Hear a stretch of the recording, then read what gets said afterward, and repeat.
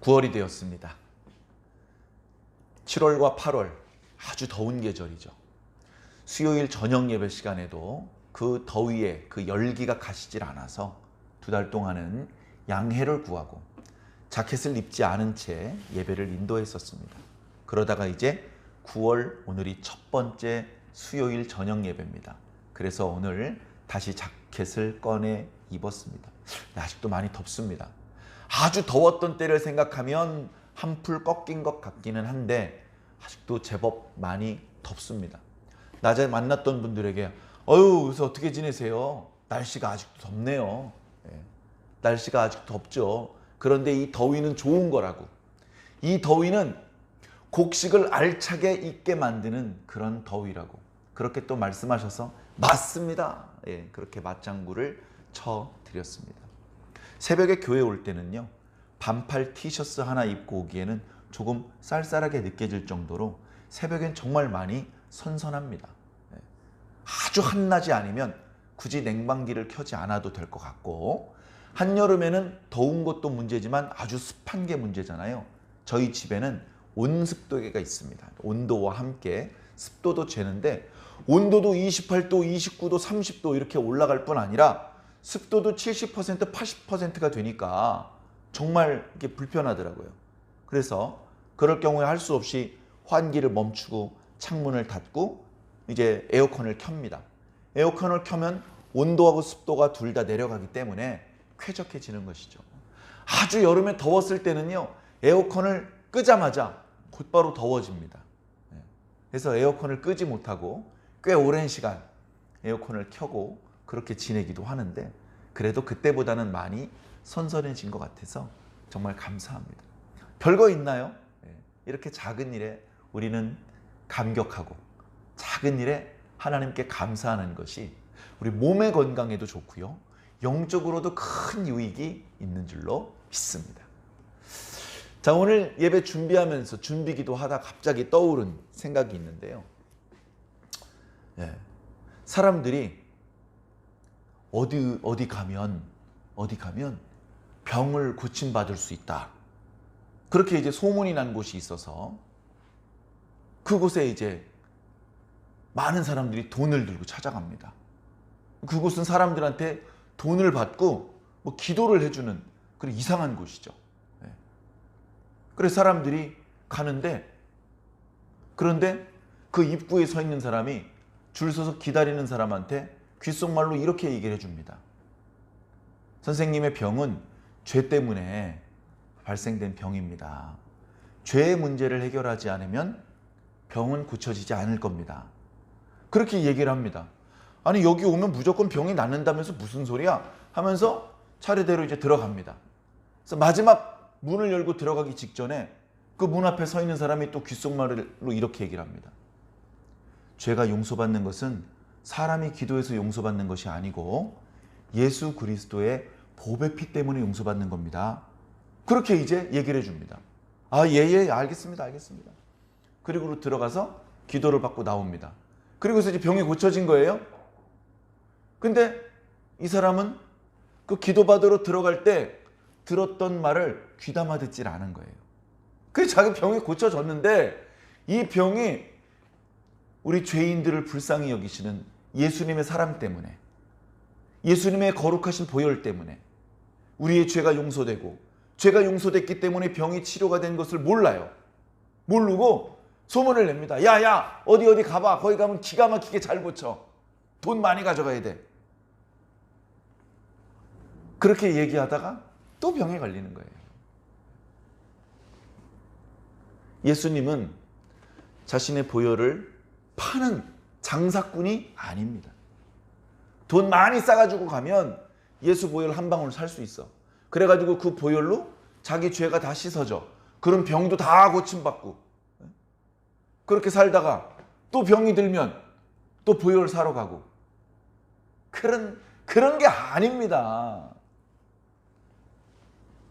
예수님에 대해서 너무 모르고, 보혈의 공로와 능력이 얼마나 큰지 모르고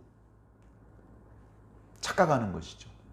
그래서 올바로 가르쳐 드렸는데도 불구하고 이단적인 생각을 하고 사는 사람들도 많이 있습니다. 그래서요, 너무나 당연한 말씀입니다만 다시 말씀으로 돌아와야 돼요. 다시 성경으로 돌아와야 됩니다. 우리가 뭔가 뜨겁게 믿고 있어요. 굳건하게 믿고 있어요. 근데 그 믿는 내용이 성경하고 조금 거리가 떨어진 그런 믿음을 가질 수도 있습니다. 올바른 믿음과 좀 이상한 믿음이 섞여 있을 때도 있습니다. 사랑하는 성도 여러분, 컴퓨터로, 모니터로 이렇게 화면을 볼 때도 그렇고, 카메라로 사진을 촬영할 때도 그렇고, 초점이 딱 맞지 않고 뿌옇게 이중으로 보이면 여러분 보기가 어떻습니까? 못 봅니다. 그래가지고 정확하게 그 그림과 글씨를 판독해낼 수가 없습니다. 정확하게 초점이 맞아야 보기도 힘이 안 들고 또 정확하게 그 의미를 이해할 수 있는 것이죠. 우리가 가지고 있는 모든 신념들 100% 다 성경적이어야 합니다. 어떤 것은 성경적이고 어떤 것은 내가복음이고 어떤 것은 개똥철학이고 어떤 것은 세속적이고 그런 복잡한 가치관이 뒤섞여서 나의 신조가 된다면 그 신조 가지고 하나님께 칭찬받을 수 있겠습니까? 그 신조 가지고 구원받고 영생받을 수 있겠습니까? 안 되는 것이죠. 우리들의 신조, 사도신경으로부터 시작해서 성경 말씀이 우리 신앙의 유일한 기준이고 기초가 되어야 합니다. 그래서 이미 알고 있는 말씀도 또 읽어야 되고 이미 들었던 말씀도 또 들어야 됩니다. 그래서 자신이 정확히 알고 있는지 확인해야 됩니다. 잘못 알고 있는 부분들, 오해하고 있었던 부분들, 알긴 알고 있는데 어설프게 알고 있었던 부분들, 이런 것들을 좀 더 선명하게 만들어야 된다는 말씀입니다. 선명하게. 이번 한 달 동안 사사기 말씀 강해를 합니다. 나 사사기 10번도 넘게 읽어서 나 이번 달엔 안 가. 교만한 마음입니다. 교만한 마음. 하나님은요, 살아계신 분입니다. 살아계신 분. 맨 마지막에 하신 말씀이 진짜 하나님의 말씀입니다. 그래서 우리는 계속해서 말씀을 듣지 않으면 안 되는 거예요. 말씀을 겸손한 마음으로 미리 와서 준비해서 집중해서 기도해야죠. 하나님, 오늘 말씀을 통해서 꼭 은혜 받게 해주세요. 그렇게 기도하고, 그리고 피곤할 수도 있고 여러 가지 복잡한 고민스러운 일이 있지만 다 지우고 말씀에 집중을 해야 됩니다. 그렇게 집중한 성도가 한 명만 여기 앉아 있어도 은혜가 폭포수같이 쏟아질 겁니다. 이상한데? 난 오늘 별로 준비기도도 안 했는데 은혜가 넘치네. 오늘 목사님 보니까 그냥 성령이 충만하시네. 왜 그럴까요? 나는 아니지만 누군가 이 예배실에 그날 예배를 폭포수같이 쏟아부어 달라고 목숨을 걸고 기도한 분이 계신 겁니다. 우리가 그렇게 서로에게 유익을 끼치는 존재가 되면 좋을 것 같습니다. 오늘 말씀 어떻게 보면 그저 그런 옛날 이야기일 수도 있습니다. 그렇게 들으면 그걸로 끝납니다. 그리고 그 속에 담겨져 있는 교훈이 있습니다. 그걸 놓치지 않고 깨우치면 좋습니다. 그 안에 담겨져 있는 구속사적인 메시지가 있습니다. 오늘 말씀에 성령님께서 예수님께서 이런 표현은 없습니다. 그러나 결국 성경은 한 권이에요. 여러 시대의 여러 기록자들에게 의해서 기록되었지만 실질적인 저자는 하나님 한 분이십니다. 그렇기 때문에 사사기 말씀 9장을 잡아당겨 흔들면 성경 이쪽 저쪽에 있는 말씀들이 출렁거립니다. 마치 큰 그물이 다 하나로 연결되어 있는데 한쪽 모퉁이를 잡아당겨 흔들면 그물 전체가 출렁이는 것과 똑같은 이치입니다. 말씀이 그런 능력이 있습니다. 자, 오늘 말씀을 한번 살펴보겠습니다. 오늘 말씀은 어찌 보면 기드온과 관련된 말씀입니다. 자, 기드온에 대한 말씀이, 자, 사사기 말씀이 1장부터 21장까지 있어요. 그 중에서 17장부터 21장까지는 별도의 이야기, 별도의 이야기. 17장. 18장부터 21장까지는 별도의 이야기고 1장부터 17장까지. 자, 1장부터 2장. 여기는 또 서론이죠. 여기가 서론. 여기는 이제 굳이 말씀드리자면 이제 결론에 해당되는 말씀. 3장부터 17장까지가 이제 본론에 해당되는 말씀인데 이 본론에 바로 사사들이 나와요. 사사들 12명이 나옵니다. 성경의 사사는 오직 12명 뿐이야. 그런 건 아니에요. 나중에 사무엘상에 보면 거기에 사무엘도 사사라고 하고 제사장도 사사라고 사람들이 불렀습니다. 1대 사사가 죽고 그 다음에 2대 사사가 생기고 그런 것도 아니에요. 사사가 없던 시대도 있고 어쩌면 동시대에 이쪽 저쪽에 사사가 동시대에 활동할 수도 있는 것입니다. 그것은 정해진 것이 아닌데 어찌되었건 성경에 이 이야기들이 이런 식으로 1장과 2장에는 여호수아가 죽고 이스라엘 백성들이 남겨진 땅을 정복을 해야 되는데 그 정복이 잘 되지 않더라. 이방인들을 완전히 몰아내거나 죽이거나 해서 하나님께서 주신 땅에 오직 하나님의 백성만 살면서 하나님의 말씀을 순종하면서 하나님 백성의 문화를 만들어 나가야 되는데 그걸 못했더라.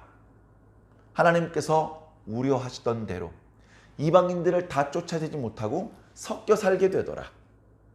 그들과 서로 통혼하게 되더라. 그들이 섬기는 이방 종교를 믿게 되더라.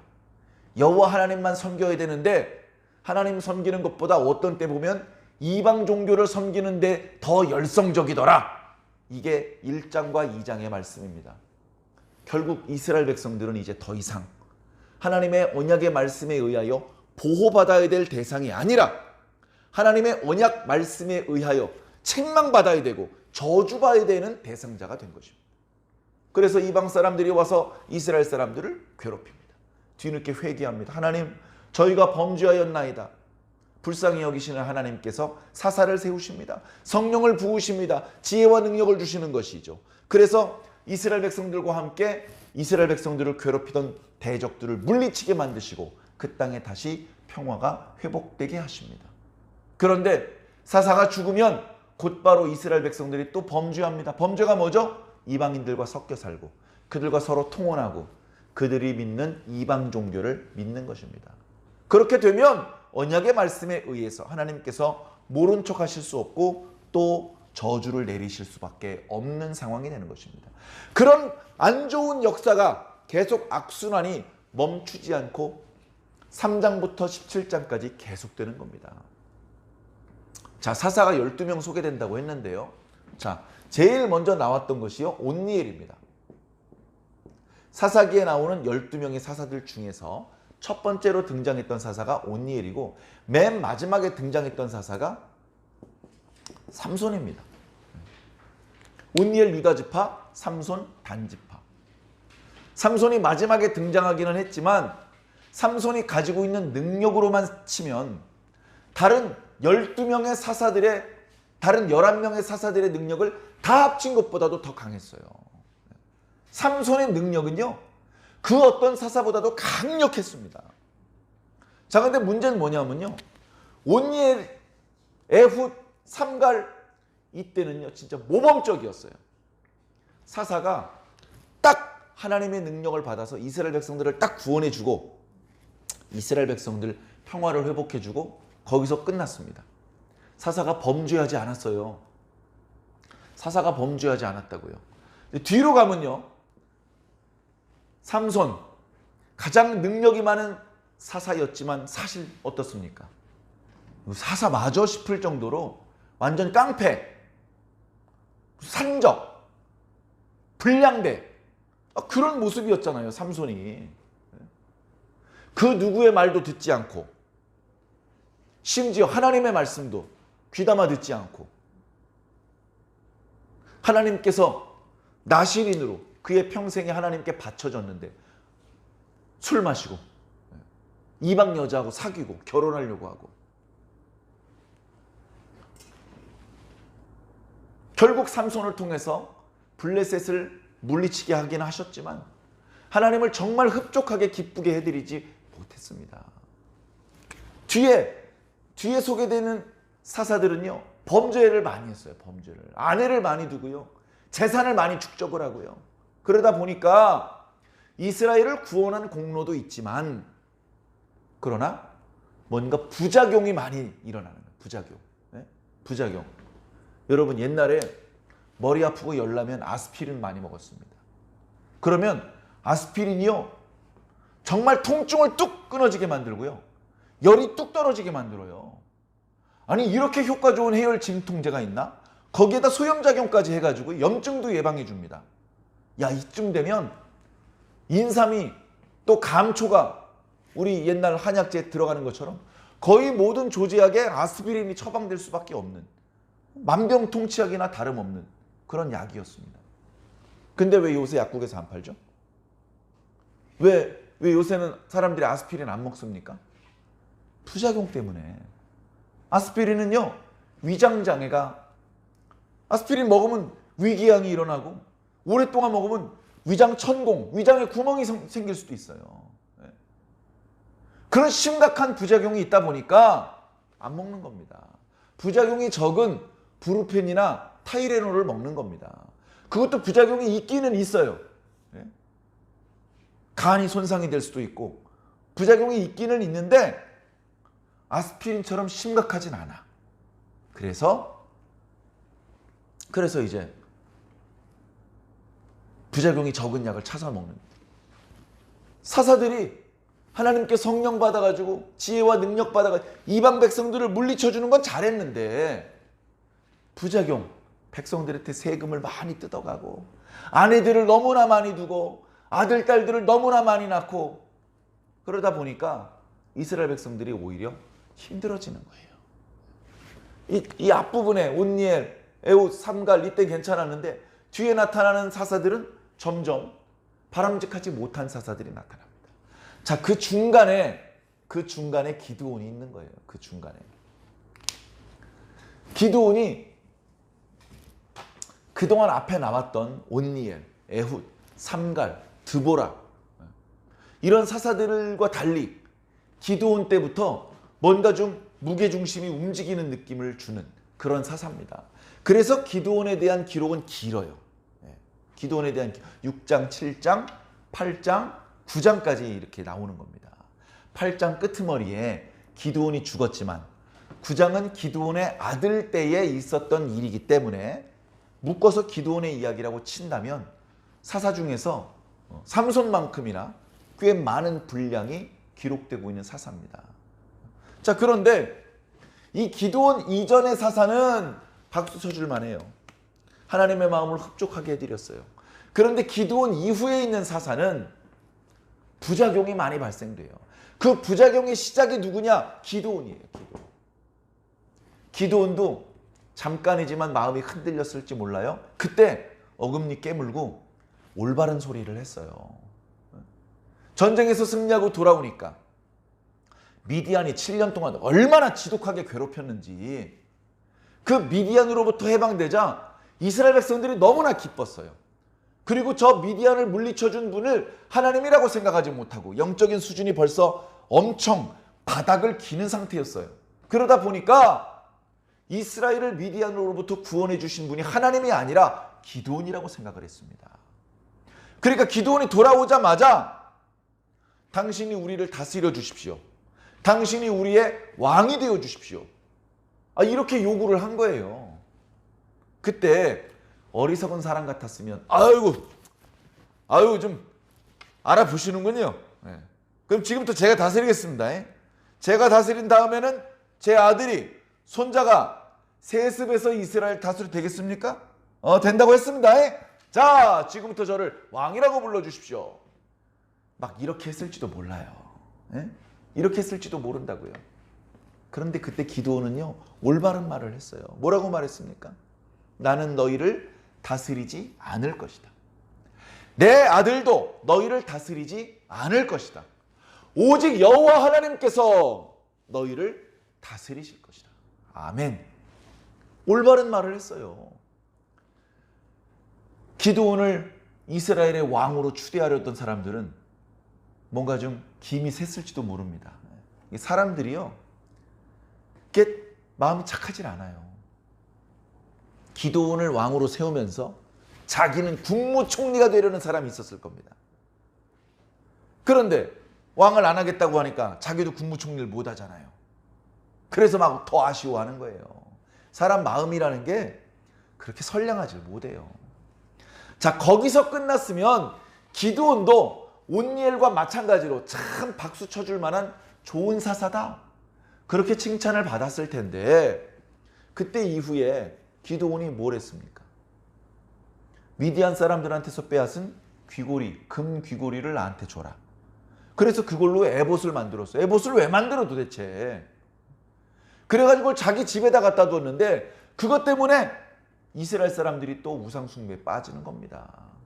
여기저기서 얻은 그 우상숭배에 사용하는 기구들 자기 집에 잔뜩 갖다 놓고 뭐 어쩌자는 겁니까? 네?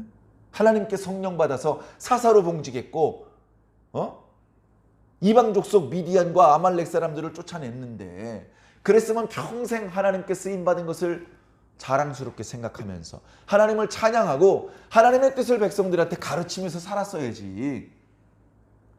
그때 이후에 아내들을 많이 두어서요, 아들을 70명이나 낳아요. 네? 여러분, 아들을 70명을 낳으려면 아내는 몇 명이 필요한 겁니까? 네? 그 많은 아내 어느 집에다 살게 해야 됩니까? 그 많은 가족들 밥값은 어떻게 돼야 됩니까? 이스라엘 백성들에게 큰 짐거리가 된 거예요. 큰 짐거리. 그러니까 8장 뒷부분에도 오늘 말씀과 연결되는 부분이 있는데, 아내들을 많이 얻어서 아들을 70명이나 낳았고 세켐 성에도 첩이 있더라. 그러니까 첩이 낳은 아들을 빼고 본처가 낳은 아들만 70명, 딸은 빼고. 그러니 정말 박수 받을 만한 하나님의 종입니까 이게? 도저히 이 하나님의 종이 왜 이래 도대체? 그렇게 뒤에서 욕을 할 수밖에 없는 모습을 보여주는 거예요. 그래, 기드온 때부터 이 뒤에 나오는 모든 사사들은요, 대부분 선량하지 못하고 하나님의 뜻대로 가라는 데까지 가고 멈추라는 곳에서 멈추는 그런 순종적인 사사들이 아니라, 뭔가 적당히 하나님의 뜻을 받들어 들인 이후에는 자기의 욕심을 챙기는 모습을 보여주는 그런 모습을 보여주게 됩니다. 그 중심에 이제 기드온이 있는 거예요. 자, 그래서 기드온에 대한 말씀이 6, 7, 8, 9장이 있는데, 8장에 기드온은 죽어요. 오늘 9장 말씀인데, 기드온의 아들 아비멜렉이에요. 아비멜렉. 왜 이름을 아비멜렉이라고 했을까요? 자, 멜렉은 왕입니다. 아비는 아버지, 나의 아버지라는 뜻이거든요. 나의 아버지는 왕이다, 이런 뜻이에요. 나의 아버지는. 이 아버지가 여호와 하나님을 뜻하는 건 아닌 게 분명해요. 이 아비멜렉이라는 사람이 하는 행동거지가 전혀 하나님을 경외하는 사람의 모습이 아닙니다. 자, 그러면 이 아비멜렉의 아비가 기드온인가? 기드온을 왕으로 생각하고 이름을 나의 아버지는 왕입니다 이렇게 지었나? 그것도 아닌 것 같아요. 그것도 아닌 것 같아요. 왜냐하면 자기 아버지를 사랑하지 않아요. 그리고 자기 형제들을 사랑하지 않아. 그래서 뒤에 나오는 걸 보면 자기 형제들을 다 죽입니다. 자, 표면적으로는 그 이유가 나타나 있지 않은, 결국은 뭐냐면 이 아비멜렉이 악한 거예요. 기드온이 좋지 못한 씨를 뿌려서 벌써 기드온 때에, 그리고서 기드온은 죽었어요. 그런데 기드온 때 뿌려진 그 좋지 못한 씨들이 이제 그의 아들들의 대에서 사고가 터지기 시작하는 겁니다. 자, 여러 가지 문제가 있어요. 여러 가지. 자, 지우고 다시 한번 써보겠습니다. 참. 자, 기드온이 있는데 기드온의 아내들이 있어요. 한두 명이 아니겠죠. 아들만 70명이에요. 아들. 자, 아들이 70명. 딸은 몇 명인지 나와 있지도 않아요. 없다는 얘기가 아니에요. 딸도 있겠죠. 우리 확률적으로는 어떻습니까? 아들이 70명이면 딸도 70명일 가능성이 많잖아요. 그냥 결혼만 했다면 무조건 아들만 나오는 건 아니잖아요. 딸이 몇 명인지는 나오지도 않아요. 최소한 아들, 딸 앞에서 100명은 넘었을 거예요. 그러면 아내들이 몇 명이었을까? 안 나와요. 안 나오는데 적게 잡아도 50명은 넘었을 거예요. 아내 한 명당 아이를 2명씩만 낳아도 아내가 50명을 넘었을 거라고요. 사사다운 모습이 아니죠. 거기다가 첩도 있어요. 첩. 8장에 첩이라고 그랬고 오늘 9장 말씀에 여종이라고 표현하고 있는데 첩이 나온 자식은 계산에 넣지도 않은 거예요. 첩 중에서 세켐성에 있는 첩이 있었어요. 세켐성에 있는 첩도 아들을 낳았다. 그 아들이 이제 이름이 아비멜렉이에요. 이름이 나의 아버지는 왕이다. 나의 아버지가 왕이니까 자기도 뭐가 돼야 돼요? 왕이 돼야 되는 거죠. 그러니까 이 이름은 정말로 하나님을 왕이라고 생각해서 아니에요. 기드온을 왕이라고 생각해서 그것도 아니에요. 그렇지만 내가 왕이 되고 싶으니까 이 아비멜렉의 어머니 이 첩 세겜에 살고 있었던 기드온의 첩이 자기 아들을 왕으로 세우고 싶으니까 아들 이름을 아비멜렉이라고 지은 거예요. 아빠가 지어주진 않았을 거예요. 엄마가 지었을 거예요. 자, 그렇게 엄마가 틈만 나면 얘야 너는 왕이 돼야 된다. 너는 왕이 될 제목이다. 너는 왕이 될 관상이다. 너는 왕이 될 재주를 타고났다. 뭐 이런 이야기를 어렸을 때부터 해줬죠. 요즘 말로 뭐라 그러죠? 그런 걸 무슨 뭐 가스라이팅을 한 거예요. 그래가지고 얘가 어렸을 때부터 골목대장 노릇을 합니다. 동네 아이들이 아무도 아비멜렉하고 싸워서 이기질 못해요. 동네 어른들이 전부 다 아비멜렉 편을 들어줍니다. 그래서 골목대장 역할을 하고 그리고 이제 청년이 되어서 조그만한 무리들을 거느리는 그런 왈패 두목이 되는 거예요. 자, 그러다가 어느 시점이 되자 오늘 본문 말씀의 이야기가 시작이 된 겁니다. 자, 어느 동네에서 왈패짓거리를 하고 있었는지 모르지만 돌아다니다가 야, 안 되겠어. 드디어 때가 된 것 같아. 내가 이제 나이가 몇 살이 됐으니까 이 시골 촌구석에서 왈패 노릇만 할 수는 없어. 내가 드디어 내 이름대로 왕이 한번 돼봐야 되겠다. 그런 생각을 한 거예요. 실제로. 그래가지고 자신을 지지해 줄 수 있는 사람은 세켐밖에 없다. 세켐. 그래서 세겜성으로 갔습니다. 세겜성에 있는 모든 사람들이 아비멜렉을 인정해 주는 게 아니에요. 그러나 거기 어머니 살죠. 어머니의 아버지 살죠. 누구예요? 외할아버지. 그리고 외할아버지 집안 사람들이 이쪽 저쪽에 있을 거 아닙니까? 그러니까 아비멜렉이 모여보세요 하면 다 못 모여요. 자기 가족들만 모이는 거예요. 아비멜렉의 어머니가 아버지, 아비멜렉이 오랜만에 돌아왔는데 가족들한테 할 얘기가 있대요. 저기 어디에서 모이기로 했으니까 아버님 나와주세요. 아이고 손주가 왔어. 아유 만나봐야지. 주변에 연락들 좀 해봐. 친척들 이참에 얼굴들 좀 보게 해가지고 세겜성 이쪽 저쪽에 살고 있었던 아비멜렉의 친족들이 다 모였어요. 외가죠. 친가는 아버지 쪽인데 첩이 자식이다 보니까 이쪽 사람들하고는 왕래가 별로 없어요. 이쪽에 있는 아들들이 형제로 인정을 안 해줘요. 첩의 자식이라고 옛날에 조선시대 때 그런 게 있죠. 본초의 소생하고 첩의 소생은요 똑같이 아버지의 아들이지만 아들로 대접을 못 받습니다. 그래서 우리가 잘 아는 홍길동족에도 아버지를 아버지라고 부르고 싶은 거예요. 형을 형이라고 부르고 싶은데 그것도 못하는 거예요. 아버지를 대감마님 이렇게 불러야 되는 거예요. 형님을 도련님 이렇게 불러야 되는 거예요. 얼마나 피눈물이 납니까? 그런 피눈물을 아비멜렉도 흘렸던 모양입니다. 그러다 보니까 형제들에 대해서는 덧정이 없는 것이죠. 아버지가 돌아가셨어요.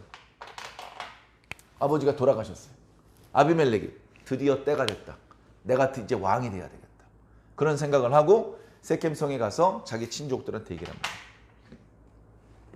여러 어르신들, 이제 기드온이 죽었는데 제가 좀 나서야 될 때가 된 것 같습니다. 여러분들 좀 도와주십시오.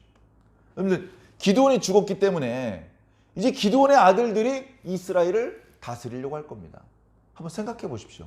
70명이 다스리는 게 좋겠습니까? 저 한 명이 다스리는 게 좋겠습니까? 잘 생각하셔야 돼요. 저는 여러분 친척이에요. 저는 여러분 친척입니다. 누가 다스리는 게 좋겠어요? 생각들 한번 해보세요. 그리고요, 제가 지금 여러분들한테 했던 말을 세켐 사람들한테 두루 퍼뜨리세요. 여기 2절에 세켐 사람들이란 말은 세켐 사람, 성에 살고 있는 사람들 중에서 지도층 인사, 부자, 학자, 뭐 성주, 이렇게 방백들, 그런 사람들한테 이야기를 하라는 거예요. 그래가지고 이야기가 두루 퍼졌습니다. 기드온이 죽었대. 알지? 기드온이 죽으면 그 아들 70명인데 어떻게 해? 그러니까 나 생각해봤는데 걱정스럽더라고. 그런데 말이야, 기드온의 아들들 중에 우리 세겜성 출신도 한 명 있어. 누군데? 아비멜렉 있잖아. 누구누구의 아들 아비멜렉. 아, 걔가 기드온의 아들이었어? 그러니까 우리 그 사람 밀어주자. 여러 사람이 우리를 다스리는 것보다 그래도 우리 세겜성 출신이 우리를 다스리는 게 우리한테 득이 되지 않겠어? 아, 당연하지. 해가지고 모든 세겜성 사람들의 마음이 아비멜렉에 기울어졌어요. 야야야, 우리 말로만 도와주지 말고 그에게 정치 자금을 좀 주자. 정치 자금. 그래가지고 어떻게 하냐면요, 4절에 보니까 바알브릿 신전이라고 말하고 있어요. 참, 자, 바알브릿, 브릿은요 언약이라는 뜻이에요. 바알의 언약 이런 뜻이에요. 그러니까 신전 이름을 그렇게 지은 거겠죠. 신전 이름을, 우리 주변에 이제 절이 있으면 절마다 좀 고유의 이름이 있지 않습니까? 화암사도 있고 법주사도 있고 절마다 그 고유의 이름이 있는 것처럼 바알 신전도 이곳저곳에 있다 보니까 이 신전은 바알브릿 신전이다 이렇게 이름을 지었던 모양입니다. 우상 숭배를 하는 신전이요 이곳저곳에 많이 생겼습니다. 그리고요 그 신전이요 어마어마하게 넓어요. 어마어마하게 큽니다. 이게 웬일입니까? 사람들이요 거기다가 헌금을 했어요. 그래가지고 거기 헌금이 이렇게 모여지면 그 헌금은 제사를 드리거나 무슨 축제를 하거나 그런 이제 비용으로 쓰는 거거든요. 그 중에서 70세겔, 은 70세겔이면요 55kg, 56, 7kg 돼요. 상당히 많은 은덩어리를 이 아비멜렉에게 준 겁니다. 아비멜렉이 정치 자금이 생겼어요. 그 돈을 가지고 돌아다니면서 깡패들, 불량배들을 고용합니다. 불량배들. 몇 명인지 몰라요. 20명인지 200명인지 제법 많은 불량배들이 이제 아비멜렉을 향해서 형님 말씀만 하십시오. 저희들이 깨끗하게 처리하겠습니다. 이런 동생들이 많이 생긴 거예요. 깡패가 된 거예요. 그래가지고는 뭘 합니까? 자기 아버지 집으로 간 거예요. 자기 아버지. 자기는 첩이니까 세켐성 그리고 그 외곽 시골에 툭 떨어져서 혼자 살아야 했습니다. 자기가 거기 살고 있는지 이쪽에 있는 사람들은 알지도 못해요. 여기 아내들이라고 인정받을 수 있는 여자들, 그 밑에서 태어난 아들들, 이 사람들은 기드온의 집 주변에 살고 있었던 거예요. 기드온의 집 주변에 이렇게 넓게 살고 있었습니다. 그래서 여기 불량배들을 이끌고 공격을 한 거예요.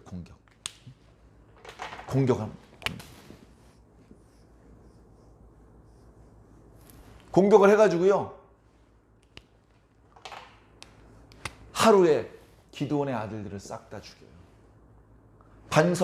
한 반석 위에서 죽였다. 한 반석. 이게 얼마나 잔인한 일입니까? 막 죽이다 보니까 어떤 사람은 여기서 죽이고 어떤 사람은 저기서 죽고, 그게 아니고 다 잡아다가 한 놈씩 가지고 나와서 반석 위에서 몽둥이질을 했는지 칼질을 했는지 잔인하게 죽인 거예요. 다행히 한 명 살아남았어. 한 명. 69명이 죽임을 당하고 한 명. 자, 파란색으로 쓰겠습니다. 한 명. 막내 아들이래요. 이름이 요담이랍니다. 한 명이 스스로 도망갔어요. 다른 사람도 도망가고 싶었을 텐데 이 불량배들에게 포위를 당해가지고 그만 도망가지 못한 채 전부 다 생포가 돼가지고 한 반석 위에서 처형을 당했는데 다행히 막내 아들 한 명이 도망갔습니다. 도망가고 찾아도 없어요. 야, 그래도 이제 내가 왕이 되는데 걸림돌이 되는 기드온의 다른 아들들이 다 죽었다. 이쯤 되면 어떻습니까? 이 기드온 가문이요 싹 다 멸문한 거예요. 멸문. 기드온 죽었죠. 기드온의 아들들 싹 다 죽었죠. 그럼 이제 기드온의 가문은 멸문한 거야. 멸문. 자, 이런 상황에서 아비멜렉이 돌아와서 세켐성에서 왕이 돼요. 세켐성. 이 세켐성에 많은 일들이 있었죠. 아브라함도 거기서 하나님께 제사를 드렸었습니다. 거기 변두리에서 야곱이 이렇게 진을 치고 살았었죠. 그랬다가 그 성 안으로 깊숙이 들어와 살았다가 그러다가 이제 디나가 간강당하는 그런 사건이 일어나면서 아들들이 그 사람들에게 할례를 받으면 결혼하겠다. 그렇게 해가지고 상대방을 다 몰살시키고 할 수 없이 도망갈 수밖에 없는 상황이 되었는데 도망갈 때에 상수리 나무 아래다가 모든 우상들을 다 파묻어 놓고 도망을 가는 그런 일이 있었죠. 여호수아 때도 이 세겜성 상수리 나무에 큰 기념비, 기념돌을 세워서 절대 하나님을 떠나지 말아라. 그러니까 어떻게 보면 세겜성에 이 상수리 나무가 서 있는 곳은 뭔가 이스라엘 민족의 공식 행사가 열리는 곳이에요. 거기서 이스라엘 땅의 중심지라고 할 수 있는 곳이 아직 없으니까 예루살렘도 아직 없고 또 뭐 실로 거긴 여호와 하나님의 그 언약궤가 있는 성막이 있는 곳이지 하나님 제대로 안 믿고 우상 숭배하는 사람들은 거기 가지도 않죠. 그렇기 때문에 세겜에 있는 상수리 나무 기둥에서 즉위식을 하는 거예요. 그래가지고 이제 내가 이스라엘의 왕이다 이렇게 한 거예요. 자, 그 사실을 이제 사람들이 요담에게 알려줍니다. 요담이 숨어 있다가 그리심산에 올라가요. 그리심산은 세켐성 남쪽에 있는 산인 북쪽에 에발산이 있고 남쪽에 그리심산이 있습니다. 그리심산에서는 축복을 선포하고 에발산에서는 저주를 선포한다. 축복산이라는 별명도 있습니다. 자, 그 산 꼭대기에서 산 아래 세켐성 마을을 내려다보면서 소리를 지르는 거예요. 왜? 마을로 내려갔다가는 잡히잖아요. 잡히면 죽잖아요. 그러니까 무서우니까 거기까지 못 내려가고 사람들이 얼른 쫓아올 수 없는 언덕에서 있는 그 소리를 지는 거예요. 세켐 사람들아, 내 말을 들어라. 내 말을 들어야 여호와께서도 너희들을 들으실 것이다. 하면서 비유를 이야기를 합니다. 비유. 이 비유 이야기 또 처절한 비유예요. 처절한. 자, 나무들의 이야기입니다. 나무. 자, 어떤 나무가 있느냐? 어떤 나무가 있느냐? 감람나무가 있습니다. 무화과 나무가 있습니다. 포도나무가 있습니다. 그리고 가시나무가 있어요. 나무들이 이 네 종류만 있는 것은 아닌데 어차피 비유잖아요. 나무가 말을 하겠습니까? 나무 세계에 무슨 왕이 있습니까? 그러나 이제 지금 아비멜렉이 저지른 이 일에 대해서 비유로 알아듣기 좋게 설명을 하는 것이죠. 어느 날 나무들끼리 이야기를 했다. 왕을 세우기로 했다. 그래서 나무들이 감람나무에게 왔다. 감람나무야, 너 우리들에게 와서 우리들의 왕이 되어줘라. 그랬더니 감람나무가 이렇게 말을 했다. 나는 하나님과 사람들을 영화롭게 하는데 그걸 버리고 뭐하러 나무들 위해서 우쭐대겠니? 하면서 거절을 합니다. 그러니까 무화과 나무야, 그럼 네가 우리들 위해서 왕이 되어주렴. 무화과 나무가 얘기를 합니다. 나의 단 것과 나의 아름다운 열매를 버리고 내가 어떻게 왕이 될 수 있겠니? 또 거절을 합니다. 포도나무야, 그럼 네가 우리의 왕이 좀 되어줄래? 아니, 나는 하나님과 사람을 기쁘게 하는데 그걸 버리고 뭐하러 왕이 되겠니? 싫어, 안 할래. 아, 어떡하지? 저 가시나무가 있잖아. 가시나무한테 물어보자. 그래. 가시나무야, 네가 우리들의 왕이 되어줄래? 그랬더니 가시나무가 거절을 안 해요. 니들 말했지? 좋아. 내가 정말로 왕이 되길 바란다면 너희들은 내 명령을 따라야 돼. 너희들은 모두 내 밑에 와서 내 그늘 밑에서 쉬어야 돼. 만약에 내 말을 듣지 않으면 나에게서 불이 나와서 너희들을 다 태워버릴 거야. 나무들에게는 불로 태우는 게 제일 무섭죠.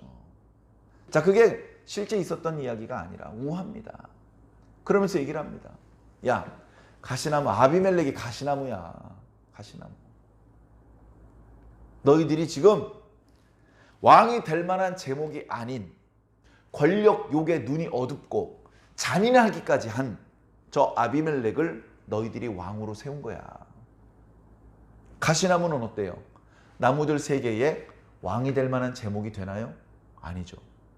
가시나무는 말 그대로 가시나무이기 때문에 그늘을 만들지 못합니다. 그늘을 만들지 못해요. 자기 밑에 자신을 왕으로 추대해 준 사람들에게 휴식을 제공해 줄 만한 능력이 없어요. 뿐만 아니라 불이 잘 붙어. 불이 잘 붙어. 가시나무는 땔감으로 쓰는 거예요. 그래서 불이 잘 붙어. 괜히 가시나무에 먼저 불이 붙었다가 그 불이 사방에 퍼지는 거예요. 그러면서 이야기를 합니다. 너희들이 하나님께 받은 은혜를 이렇게 갚는 거냐? 너희들이 우리 아버지 기드온, 근데 우리 9장에서는요 기드온이라고 하지 않고 여룻바알이란 말을 많이 써요. 자, 여룻바알이라는 말의 의미는요 바알과 쟁론하다 이런 뜻이에요. 바알과 싸우다. 기드온이 처음에 사사가 될 때 자기 집에서 관리하던 바알 신전을 무너뜨리지 않습니까? 아세라상을 도끼로 찍어버리고 그러다가 동네 사람들한테 치도곤을 당할 뻔했죠. 그때 기드온의 아버지가 지혜롭게 말했습니다. 너희들이 누구간데 바알을 대신해서 싸우냐? 이건 바알의 문제다. 바알이 스스로 싸울 것이다. 바알을 대신해서 싸우자고 나서는 사람은 오늘 죽임을 당할 것이다. 그렇게 해서 기드온이 살아났어요. 그러면서 기드온에게 별명이 생긴 거죠. 여룻바알이라고. 바알과 싸우는 자, 바알을 죽이는 자, 바알을 무너뜨리는 자, 이런 의미가 있는 겁니다. 여룻바알이라는 말이죠. 그러면 그 이름은 좋은 겁니까? 안 좋은 겁니까? 좋은 거잖아요. 우상을 무너뜨리는 자니까 좋은 자잖아요. 그러니까 요담은 하나님 편에 서 있는 사람으로서 자기 아버지의 이름을 여룻바알이라고 자랑스럽게 얘기를 합니다. 우리 아버지는 여룻바알이야.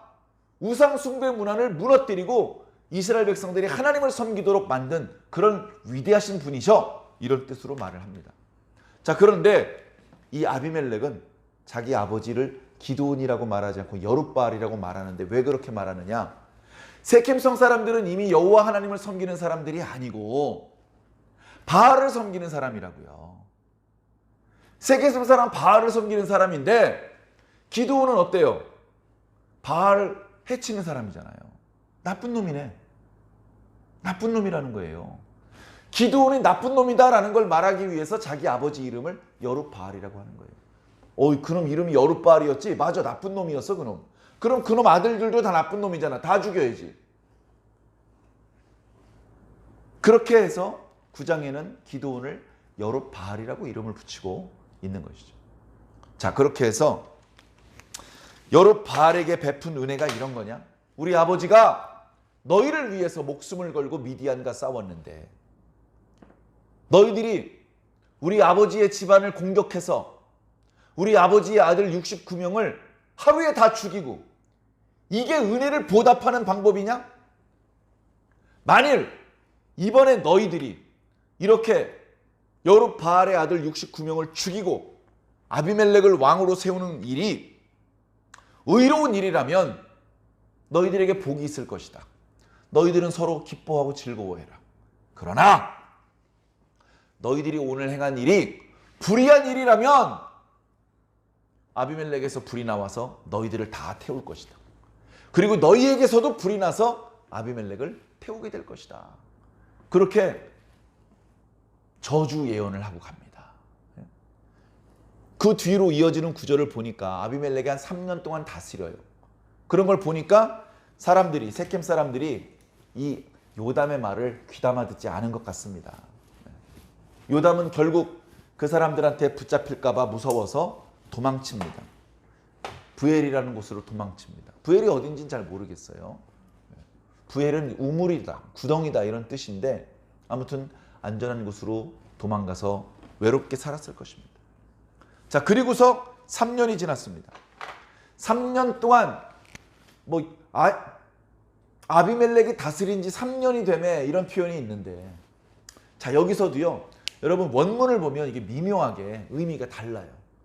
왕으로서 다스린다고 할 때 단어가 있고요, 그냥 동네 골목대장이 곧 골목을 다스린다고 할 때 다스린다는 단어가 달라요. 여기 다스린다는 단어는 왕으로서 다스린다는 의미가 아닙니다. 골목대장이 골목 다스리는 정도 수준의 그런 다스림을 가리킬 때 쓰는 단어를 쓰고 있어요. 그러니까 아비멜렉이 말로는 이스라엘 전체의 왕이 된 것처럼 말을 하지만 실질적으로는 어떻습니까? 이스라엘 전체를 다스리는 왕 아니었다는 거예요. 자, 어찌되었건 그가 3년 동안 큰 소리치고 다녔습니다. 자, 그때에 하나님께서 아비멜렉과 세겜 사람들 사이에 악한 영을 보내십니다. 까닭은 뭐죠? 아비멜렉이 기드온의 아들 69명을 한 번에 죽인 그 죄에 대해서 그 핏값을 그들에게 돌아가게 만드시려는 거예요. 악을 저지르고 그냥 통과하는 게 없습니다. 반드시 죄값을 치러야 됩니다. 자, 그래가지고 세겜 사람들이 먼저 배반을 합니다. 세겜 사람들이 배반을 해요. 아비멜렉? 자식들 우리 동네 오지도 않고 말이야. 부르면 제깍제깍 와야지 왜 안 와? 야, 아비멜렉 안 되겠어. 해가지고 이제 반기를 듭니다. 그 소문이 이제 아비멜렉 귀에 들어가죠. 그리고 그 소문이 사방으로 퍼지다 보니까 또 다른 사람, 26절에 보니까 가알이라는 사람이 있어요. 이 사람도 제가 볼 때 정상적인 이스라엘 사람이 아닙니다. 이방인이라는 뜻이 아니고 하나님을 제대로 섬기는 또는 인격적인 이런 사람이 아니에요. 그냥 돌깡패 우두머리야. 또 왈패들 몇 명 몰고 다니면서 대장 노릇하는 그런 놈이 주인이 없는 세겜성에 들어온 거예요. 그래가지고 거기서 또 큰 소리 치는 것이죠. 자, 27절에 보니까 그때 마침 포도를 추수하는 계절이야. 그래서 포도주 틀에 집어넣고 밥 씁니다. 그럼 포도즙이 나오겠죠? 그게 결국 포도주예요. 자, 근데 그 포도주를 어디서 먹느냐? 바알의 신당에 들어가서 먹어요.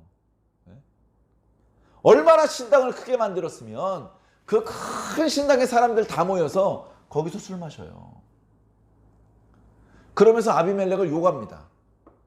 욕하는데 거기 가알이 술김에 얘기를 합니다. 야, 아비멜렉은 누구며 세켐이 누구이기에 아비멜렉을 섬기느냐?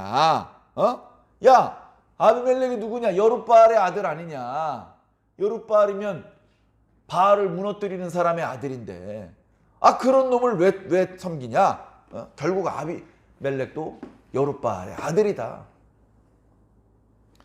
그리고 아비멜렉이 없는 동안에 스불이라는 사람을 그 세켐성의 성주로 세워놨는데, 야, 스불? 야, 스불을 섬기느니 우리가 차라리 하몰을 섬긴다.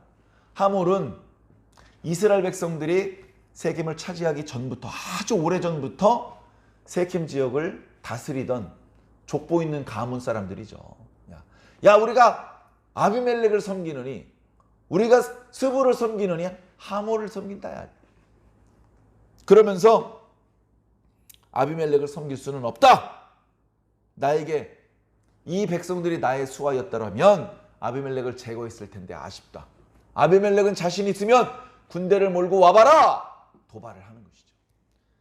스불이 그 이야기를 듣고 분노했습니다. 자기도 욕했어요.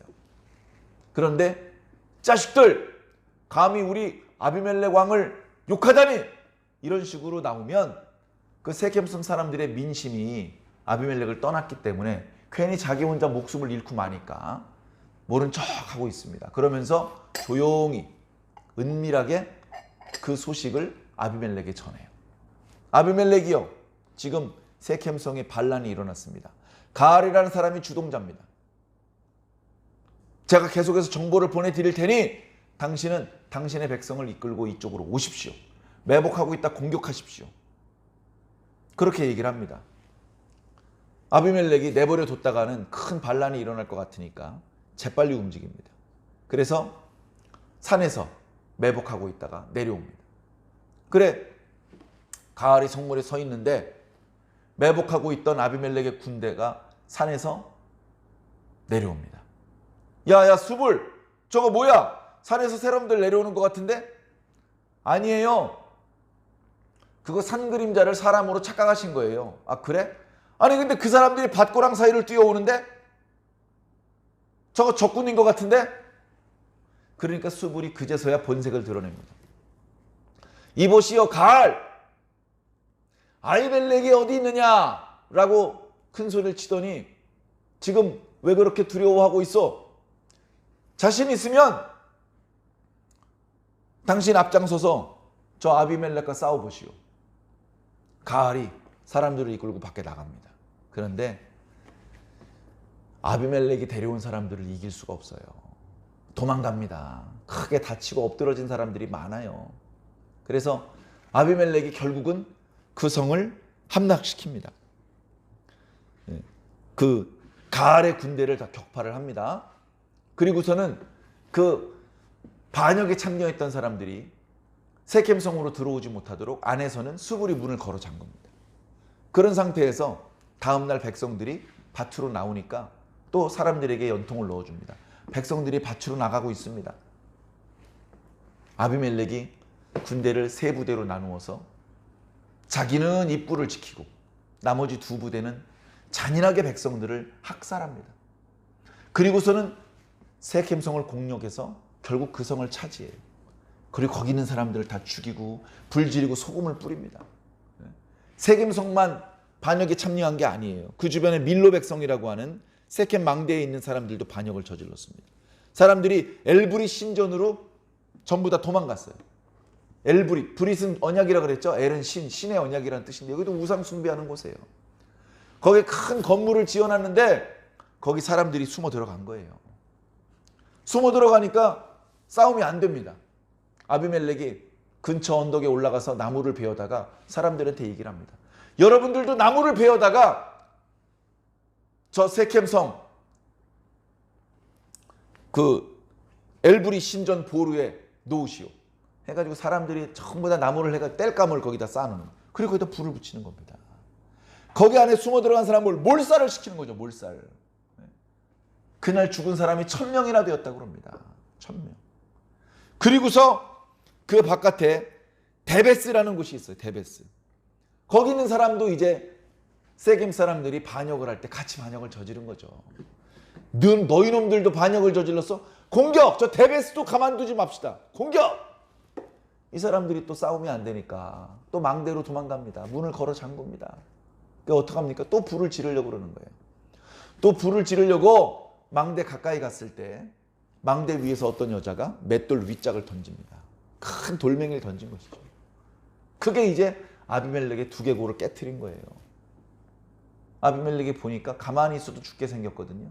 옆에 있는 사람한테 얼른 자기를 찔러 죽여달라. 여자가 자기를 죽였다고 소문이 나면 부끄러우니까. 참, 그래서 아비멜렉이 죽습니다. 아비멜렉이 죽으니까요, 사람들이 다 흩어져요. 이스라엘에서 구약의 이스라엘 역사서를 보면서 막 죽기 살기로 청군과 백군으로 갈려서 막 죽기 살기로 싸우다가 대장 죽으니까 다 무기 버리고서 자기 집으로 돌아가는 얼마나 허탈한지 모릅니다. 이럴 거면 여태껏 왜 싸운 거야? 왜 싸운 거야? 자, 근데 싸움의 양상을 보면 처음에는 아비멜렉이 이깁니다. 그래서 어떡합니까? 아비멜렉을 도와서 범죄를 저지른 세켐 사람들이 거의 씨가 마르게 만들어요. 그 죄값을 치르는 것이죠. 아비멜렉에서 불이 나와가지고 그들을 다 죽게 만드는 겁니다. 그리고 맨 마지막에는 아비멜렉도 죽는 거예요. 그러니까 반역을 저질렀던 사람들, 사실은 하나님이 왕이잖아요. 하나님이 왕인데 스스로 왕이 되려고 했던 아비멜렉, 그를 도왔던 세켐 사람들, 서로 싸우게 만드는 거예요. 그래서 서로를 죽고 죽여서 결국 처음에 범죄를 일으켰던 사람들이 모두 다 징벌을 받게 만드시는 겁니다. 결국은요, 하나님의 뜻을 벗어나서는요, 온전히 뜻을 이룰 수가 없어요. 하나님께서 세운 사람이 아니라면 진정한 구원자가 될 수가 없습니다. 진정으로 평화를 회복시킬 수가 없습니다. 진정으로 그들을 안식하게 만들 수 없습니다. 가시나무가 뭘 안식을 줄 수가 있어요? 스스로의 욕심을 다스리지 못하고 준동했을 때에는 그 죗값을 치를 수밖에 없습니다. 그리고 오늘 말씀에서 정말로 귀중한 말씀은 그 요담의 나무들의 비유, 그 속에서 우리가 욕심 부리지 말고 각자가 하나님께서 주신 은사를 발견해서, 하나님께서 나한테 이런 은사를 주셨어. 나한테 달콤하고 아름다운 열매를 주셨어. 나한테는 하나님과 사람을 기쁘시게 하는 포도주를 주셨어. 나에게는 하나님과 사람들을 영화롭게 하는 무화과 그 감람 기름을 주셨어. 그것을 깨닫고 감사하고 자신이 맡은 일에 최선을 다하는 것이, 그것이 하나님을 기쁘시게 하는 일이며 자기 자신도 평화롭게 가장 하나님께서 주신 복을 온전히 누릴 수 있는 방법이라는 것입니다. 말씀을 읽으면서 이런 지혜를 깨달아야 됩니다. 말씀을 읽으면서 엉뚱한 걸 깨달으면 안 되는 것이죠. 사랑하는 성도 여러분, 죄 때문에 모든 문제가 시작되는 겁니다. 그 죄가 해결될 수 있는 것은 어떤 물질이 아니고, 어떤 정성이 아니고, 어떤 사람의 기도가 아니고 예수 그리스도의 보혈뿐입니다. 다른 것으로는 죄의 문제가 해결될 수 없고, 다른 것으로는 죄 때문에 발생된 문제들을 풀어낼 수가 없는 것입니다. 사랑하는 성도 여러분, 귀의 달콤한 말에 흔들리지 마시고 우리들의 신앙을 변함이 없으신 하나님의 말씀, 성경 말씀 위에 건설하시기를 간절히 바랍니다. 그렇게 할 때 여러분들의 믿음은 굳건해질 것이고 여러분들의 신앙은 하나님께 인정받을 것입니다. 예수 그리스도를 통해서 주시는 모든 구원과 축복이 바로 저와 여러분들의 것이 되기를 예수님 이름으로 간절히 축원합니다.